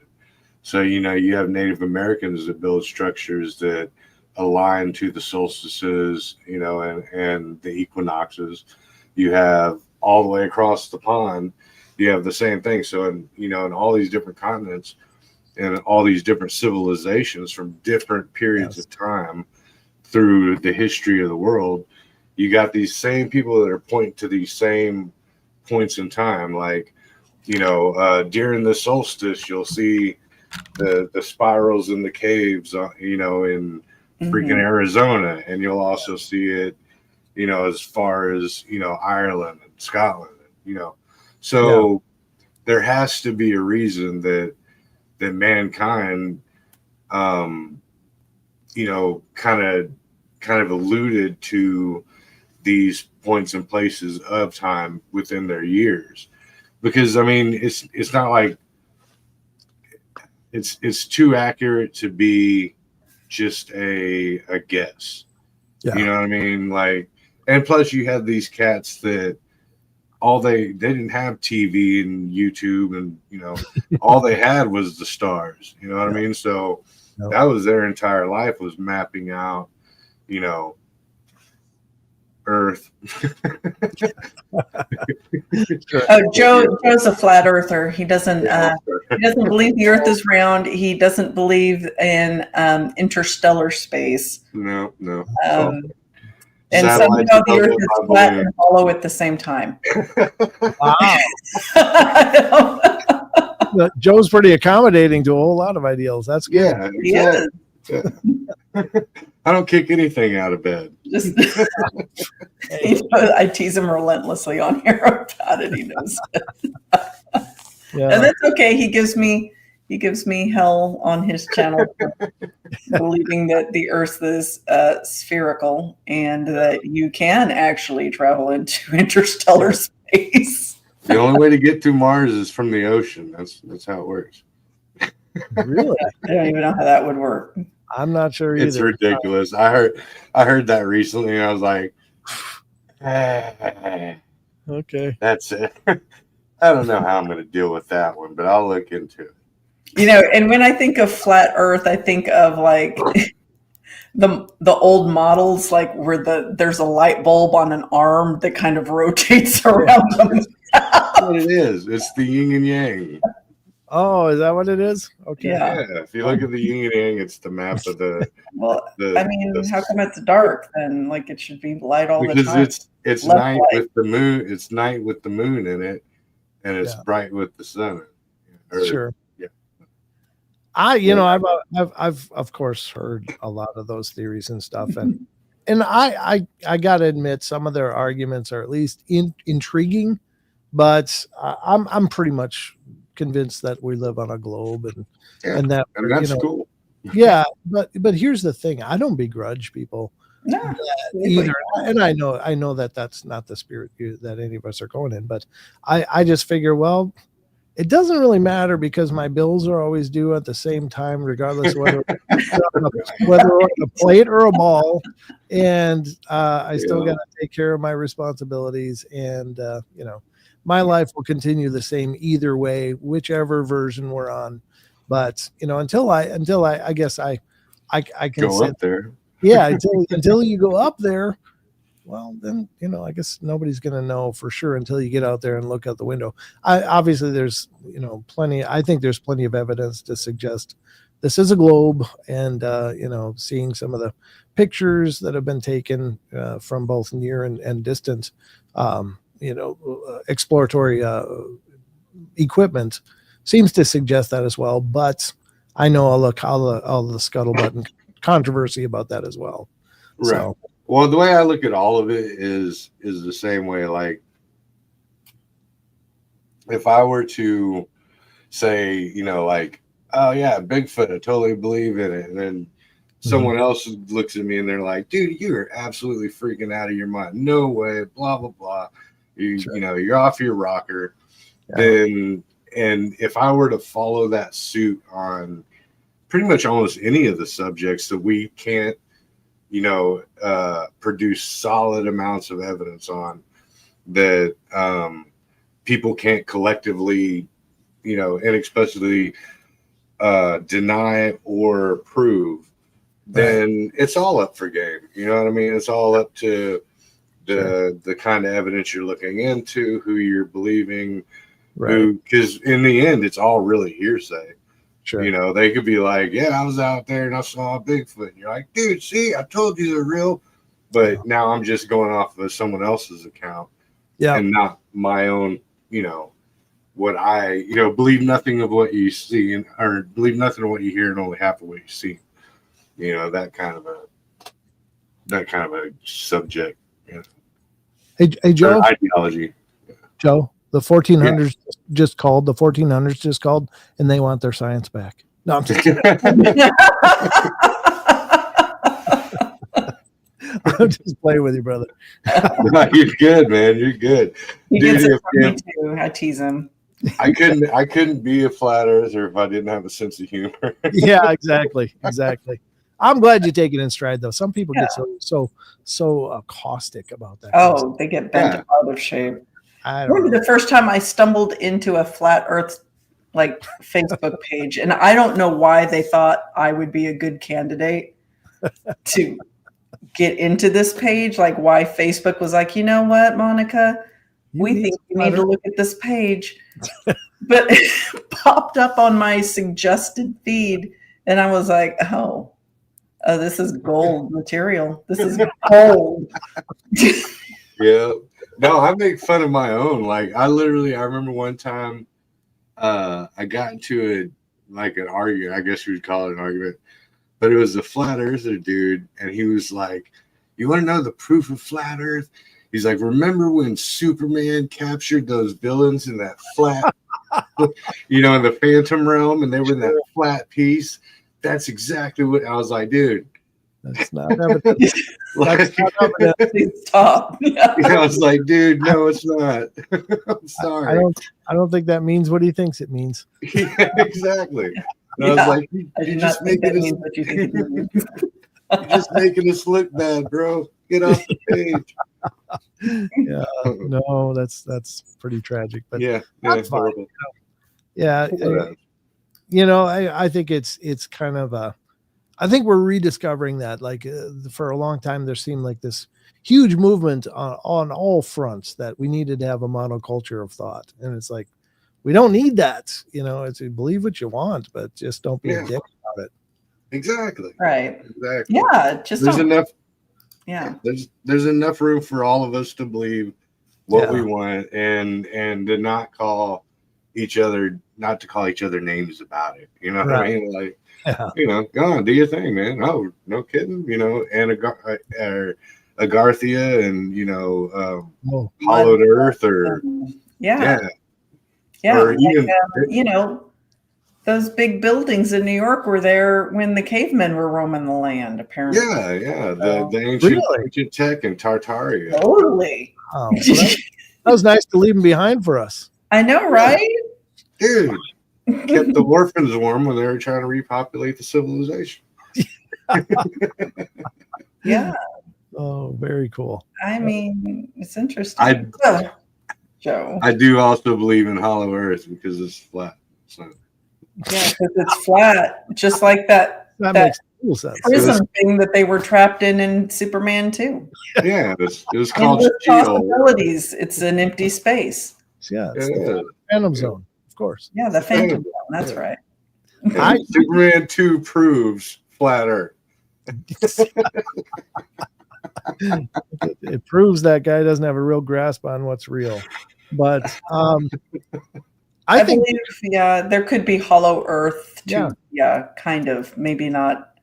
I think it might be cavernous Earth. Yeah, cavernous. I don't know about like layered Hollow Earth like you see in renderings. Right. Yeah. Maybe like wormhole Hollow Earth, like tunneled Hollow Earth. Yeah. Well, they do, but I mean, there is big evidence of like people find these huge cities. Like, remember, I don't know if y'all remember that one about the dude that found the giant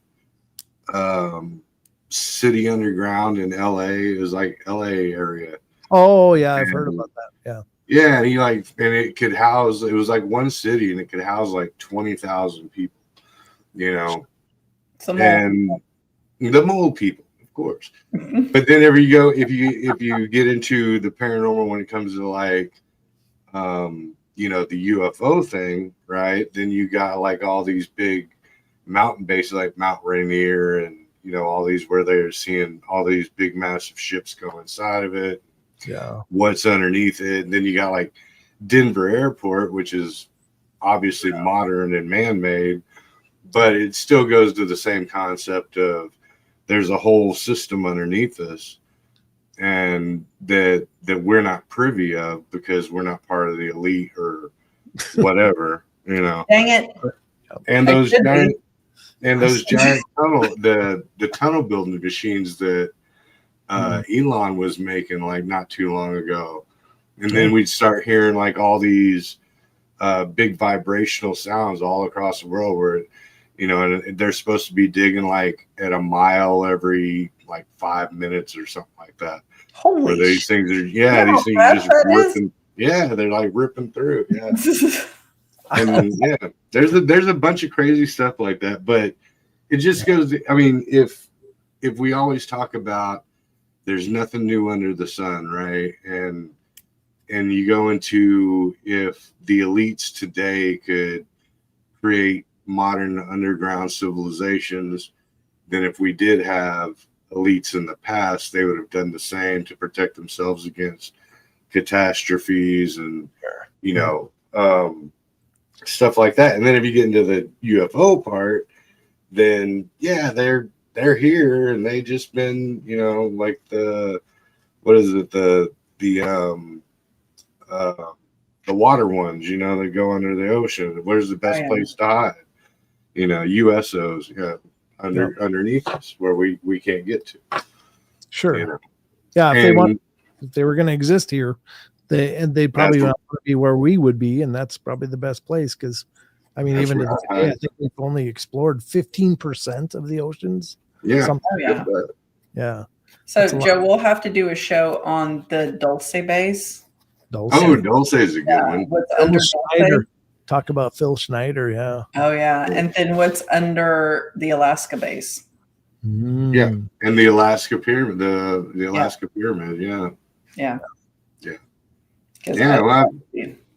Actually, we got a triple team. Yeah, all these guys like debriefing, like some podcast. It was on TikTok. I was going through this playlist that this guy had, and he was talking about the different alien species and the mantis species specifically. And how they had one in captivity, and this was a long time ago, and how it had escaped. And he was giving like, you know, it had some sort of like biologic acid that it used to like kill guard and get out, and they were able to recapture it. I don't know how. I can't remember. It was a crazy story. Wow. Yeah. Yeah, it's phenomenal. I mean, yeah, I do think that aliens have been here since ancient times, you know, like the whole alien astronaut theory or whatever. I think there's the Anunnaki, of course. Yeah, that's a part of it, but maybe that's it. I don't know, but it's funny to me. The part that I kind of wrestle with is like, why were they so actively involved at one point? And then just kind of said, okay, you got bigger sticks. Good luck. And then they kind of just, you know, screwed off and like, oh, okay. You know, and I also talk to people that are like, I think they're here. You know, this is potentially a forthcoming invasion. And I don't know. I mean, obviously, who can know? But my personal take on it, and I've shared this on my show a lot of times, is like, you know, if they were going to do that, why didn't they do it back when we were throwing rocks at each other? Why wait till we have bigger sticks, you know, and why wait till we have more technology and more developed, you know, I mean, it would have been easy just to sweep us under the rug and take over back when they might have first came. Why would they wait, you know? Right. So one of those theories is that like they basically genetically spliced us to be slaves or whatever for their own purposes. And then there was like two galactic wars, or I mean not galactic, but two major wars on the world. Yeah. And that's why you can find like silicone glass and stuff in like the sands in the deserts like in Africa, because of the only way you can make those is from 3,000 plus degrees Fahrenheit blasts. And so I think like asteroids hitting the sands could have done that. No. But those would have to come from space, Monica. Yeah. Stop wrecking it, Monica. Stop it. Jeez, you and your logic. Jeez. Yeah, come on. Suspension of disbelief. God. Totally killed the vibe now. No, I'm just kidding. Yeah, I was on a roll. Sorry, my bad. Sorry.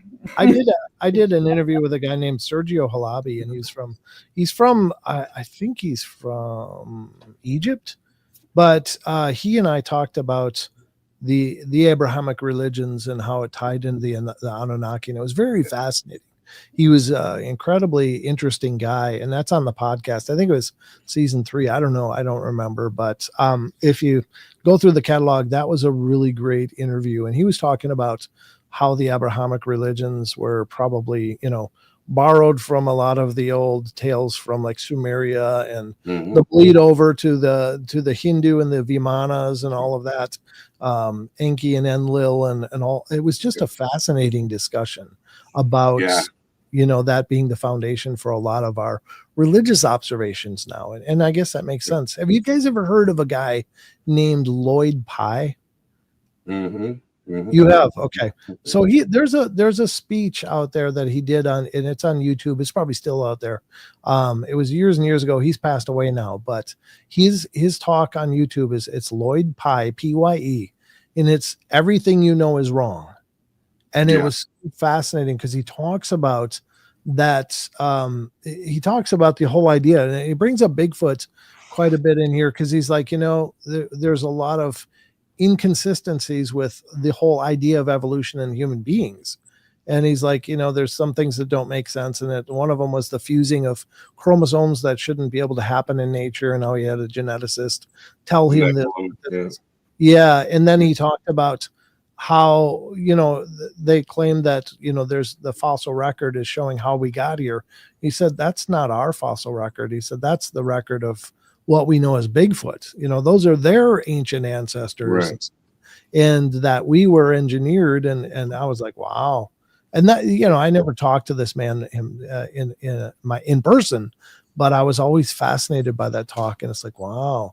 What, dude, what? I could do that for hours, dude. Like and there's even a like whenever you get into Anubis and all that, which is, like the dog headed and the hybrids, right? And the half human crocodiles. Yeah, those are actually, anciently they were portal guardians. So like they were actually the ones that kept, but as time went on and this new age of man progressed, it subsided. And so now they're still associated with the portals, but even they're lost. Like they don't even know, the ancient history of it all. So they're like, yeah, I'm by a portal, but I don't know what I'm doing here. Kind of a thing. Yeah. And same way the Sasquatch, whenever it gets into the fact that it can start phasing out and start going blurry and then completely disappear, or you can track it and follow it and then it just vanishes, tracks vanish off the face of the earth.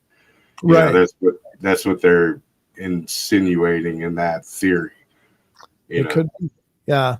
I got to admit though, and this is my own personal hang up. And here's the thing, I'm not saying something isn't possible. I couldn't dare say that. I just don't understand things like the phasing Bigfoot. It's a hard thing for me to get my head around. And I'm not saying it couldn't be possible. And I've certainly talked to witnesses that have experienced seeing that in person.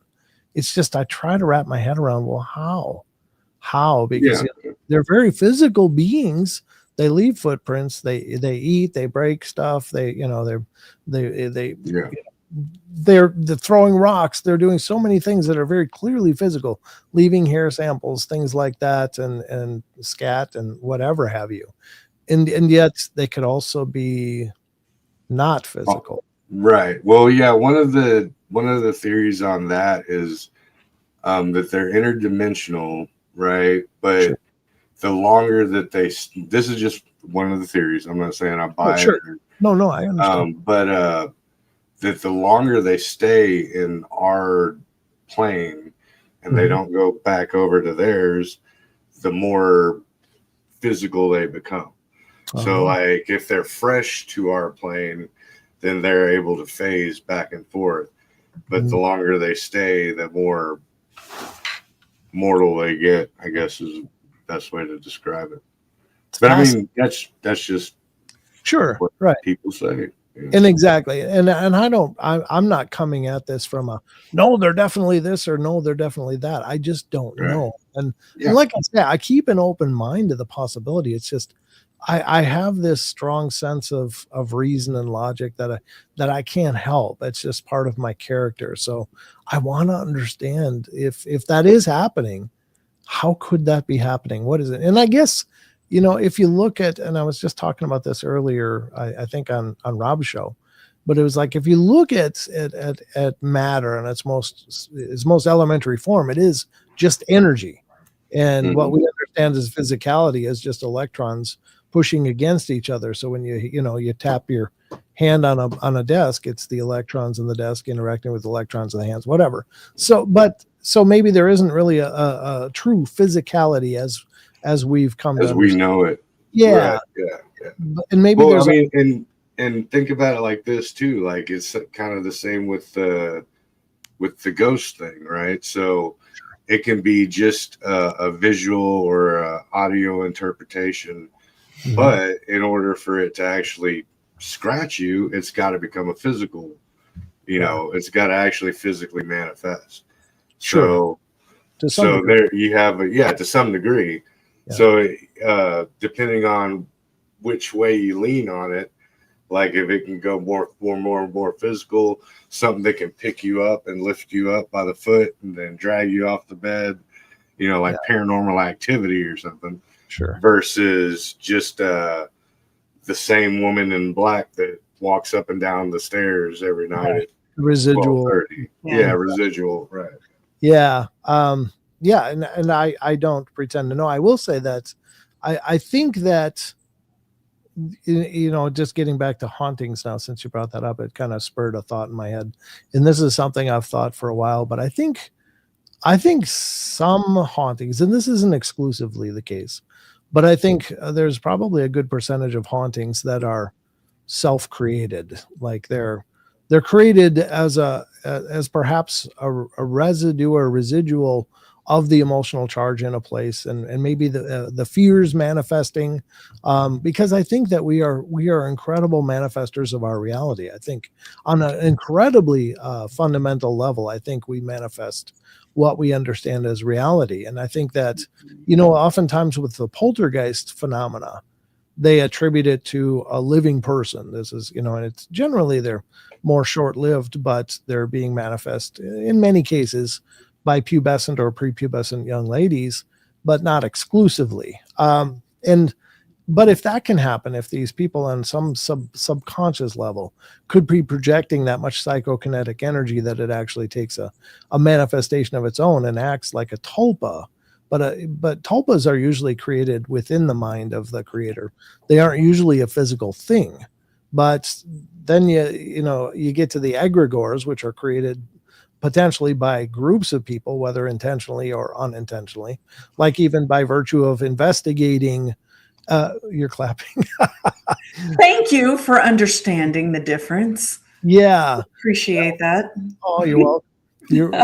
It's my pleasure. But they even by virtue of people investigating a place, because I think about things like hotels. Every hotel has the jilted bride. I mean, there's so many jilted brides that are all over the place, and by golly, they'll manifest and see jilted brides, these mourning women running around in bridal gowns and haunting a place. But when you look for the historical precedent, there isn't one, and it might be a cover up, but can every hotel have so many women that were left at the altar or abandoned or whatever? And then the small kids that died, falling down the stairs, chasing a ball or any number of things. And why don't you see a ghost twerking to Tupac? I mean, that's just... Oh, they're coming. Yeah. So I think, and then there's the other thing, the other kind of manifestation is a servitor. Are you familiar with that one, Monica? A servitor? Yeah. No. Okay, so a servitor is more ritualistic, and it's actually a created presence that is meant to carry out a purpose. And a lot of times it'll be like, we want this evil spirit to go after so-and-so. So they do these rituals and over, a course of time, and they create this thought form that basically becomes like a living spell. It has a consciousness and it'll do its thing. And servitors, I think, are most commonly probably what people experience when they come across like a satanic worship site where they want to. It's more like a bound, like an entity that's been pulled up and bound to perform a task. Right, exactly. So they become like conscious spells. Is the understanding of those, and those of course would be because when you get into it like a tulpa, right? Because my biggest example of tulpa is the golem.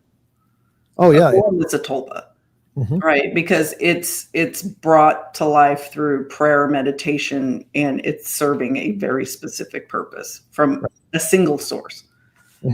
And I think that's where a lot of people disconnect. They think, like in my example of an egregore is what everybody is calling a Wendigo, where it's this deer-headed skeleton thing. That is not a traditional Wendigo. That is not a traditional Wendigo, but it's been portrayed as that in movies. So people see that and they associate that with Wendigo, and suddenly everybody's seeing it, and enough people see it and believe it. It becomes physical manifestation. That is an egregore.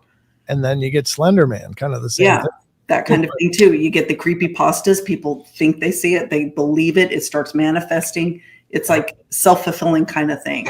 But it's the belief of the many that create this physical manifestation, whereas the tulpa is the prayer and meditation of the singular. Yes. It creates like life, essentially.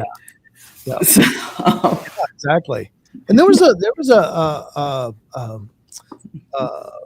paranormal group in Canada, I think, where they created this entity, and they created a whole fiction for him. And I think this was possibly in the 1940s or 50s or 60s. Maybe it was even in the 70s. Hell, I don't know. Obviously, I don't have enough recall to tell you when it was, but they did a project where they created this narrative of this Victorian man, and they gave him a whole story, and they just focused on it, meditated on it, and they gave him a name, and you can look it up. I think the guy's name was Carl. It might not have been though, but it might have been Carl. That the entity that they created, and sure enough, after a period of time of trying and then testing and see if they could get responses, they did start getting responses from this entity that basically shared the story that they created for it. And it was, I think, done. I think there were safeguards to make sure there wasn't just, we're using a Ouija board. Obviously, he's answering just like we told him he should. Well, I don't remember the whole protocols for it, but it was really fascinating that this was something that was created. Somebody in chats, Lucas, it could easily be a demonic entity lying, though. Well, that's a whole nother thing. And I believe that that's a whole reality as well. I do think, though, Lucas, that the word demonic in the paranormal is just epidemic. It's just so overused. I think that there are these things out there, but I think they're exceptionally rare. And I also think that if it's truly a demon, the last thing it's going to do is announce itself that it's a demon, because a demon, by virtue of what we understand, is trying to destroy either someone or infest a place, and they don't want to be interfered with. And if you know you're dealing with a demon, you can fight back. So they're like subtle. They oppress. They keep people in this horrible bubble. And it's basically like an abuse pattern, and like physical abuse or emotional abuse. The emotional abuser will isolate the person, and that's what these people dealing with true demons are experiencing. They're just they're not going to announce themselves, because you know how to get rid of that. They're going to want to lay low and keep it going. They're not going to be like, "I'm here. Hey, you got me to exercise me. Where's the holy water? Let's get this over with." They just don't want you to know. And by the time you do know, it's really late in the game and you're in big trouble. It's not, they don't go around waving banners, the demon's here. Exactly. Very rarely. But I think that term just gets so overused. And I think it's people trying to drum up street cred. Oh, we dealt with a demon. It's not just a haunting. It's not just it's not just a jerk spirit. There are jerk spirits. There are, people were a-holes in life. They're a-holes in death. It's going to translate through. Not. But not every negative encounter is demonic. Right. And, I got to tell you, like, I recognized that early on, because when I was young and first starting into like reading into everything and investigating everything and just, grabbing everything I could just to read and know. I came across the the married couple. What are they?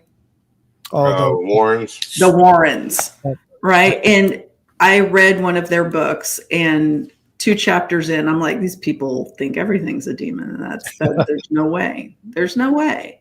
Yeah. Demon. And was some of it maybe some of it was, but good gravy, not to the extent that they were relating to everything, I mean, there were just, yes, there are negative entities, but not every negative entity is a demon. Right, exactly. And again, we only have a few terms to address what these things are, and most commonly ghosts. They're ghosts.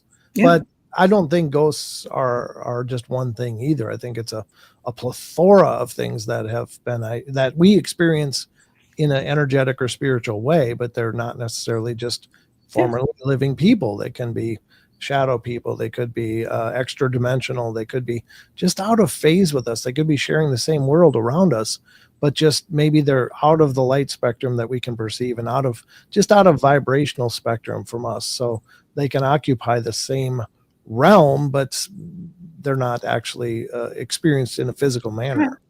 Right. So there's any number of things that we could be dealing with when you're dealing with this. And some of it, again, getting back to my original point, could be a projection of the person themselves, whether they know it or not. Yeah. Yeah. And then you can get like elementals, right? Nature spirits, never physical form, never took a physical form. Yeah. But I mean, just like everything in nature isn't good or evil. It just is. Right. Right. Mm-hmm. It just is. And we're running over 2 hours, and wow, chickadee's got to get up early in the morning. So we're going to have to start winding it up. I'm sorry, but Brent, you're going to have to come back on because there's so much to talk about. Yeah, I haven't even shared a tenth of my stories yet. So. I know. And I mean, we get rolling on conversations and start bouncing things, which is what we do. That's what Joe and I do anyway on our shows. We just get on a topic and it starts bouncing back and forth, and we just keep going. So I would love it so much if in the future you would spare some time to come back on the show with us. I'd be honored. I had a lot of fun with you both. Thank you so much for having. Thank you so much for coming on. I really do. You're always welcome on the Breezy Speakeasy as well. If you ever want to come on, we do it Friday night. So Joe's like way more relaxed. I mean, we just you don't have to say unalived, or I mean, we just say whatever you want over on the Breezy Speakeasy. The problem with me on Friday nights is that I do my own show, but I get done at 9 Pacific. So I don't know if that works out for your schedule, but yeah, I mean, I'd be happy to come on.